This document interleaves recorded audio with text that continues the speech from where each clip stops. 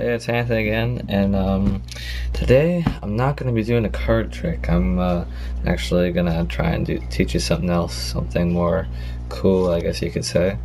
What I'm going to show you is the 180 fan. For anybody who would like to know how to do that, there's plenty of other, tutorials on YouTube, but I don't know, after learning it myself, some tutorials just don't explain it enough, and they're not really straightforward. They make it look more complicated than it is. So yeah, what it looks like again is just simple 180 fan, right? And here's a tip: the newer your cards are, the better they fan. And I suggest that you actually use like a bicycle branded cards, or like not necessarily bicycle, but not really plastic, or what, more like cheaper cards. They're not really fanning material, so if you go and try to fan a deck of plastic cards, you're not going to get a very good result here compared to that. And of course, you can extend further like that kind of, but anyway, here, that's a normal blue deck. Here's my Masters, which is a lot newer. Fan was pretty good.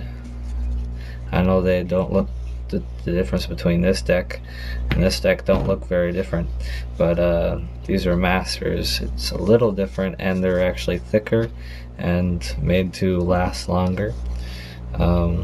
Another tip is that, well, obviously told you the newer the better. Here's an example of an older deck, a Bicycle Guardians, I believe. I used them for heck over a year. The fanning quality isn't as good as it used to be. The cards are all worn out, kind of bent from card tricks. Choppy almost. Doesn't look like that on the camera, but trust me, they are. If you're used to fans, you know how they work, and newer decks are superior. But basically all you're gonna do is gonna hold it like this, and you're gonna just pick it up like this. That's the easiest way to set yourself up for it, is to hold it like this, and then with your thumb you hold it the other end. How am I gonna angle this? You hold this end, and you're just gonna angle the cards like that, as if you can see. So it's like taking a straight card and going like this, but with the whole deck. So you go like this, and it makes it that much easier to fan. Instead of starting from square and going like that, you can go like this, which looks a little bit much better. But then when you're in that position, you take your first two kind of fingers here, or you just have your hand out like that, and you put the bottom of the cards relative to the first two fingers, and you put your thumb, you kind of like angle it however you want in this bottom corner. So you're holding it like this with your hands right there. Oh yeah, right there. Then all you do is, well, really, if you have that down, there's a certain amount of pressure you have to test it out yourself.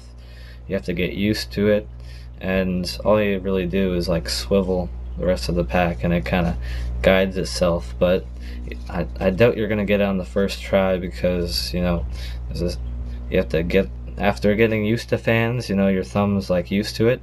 But when I was first doing it, like, my thumb would be my thumb would be numb or sore, because the amount of pressure you put on the cards. It's not like you're forcing, like, pushing down as hard as you can, but it's not too hard and not too light. Like, I'll try and do a really hard fan. I don't know, it doesn't really, no difference in the hardness, but like, let's say you do a fan too light or something, it doesn't end up the same. Like, no, it doesn't look quite the same, but that looks pretty good. And it's actually pretty straightforward to that. You angle it, you hold it like this, and here's the bottom view. All my bottom fingers don't move at all.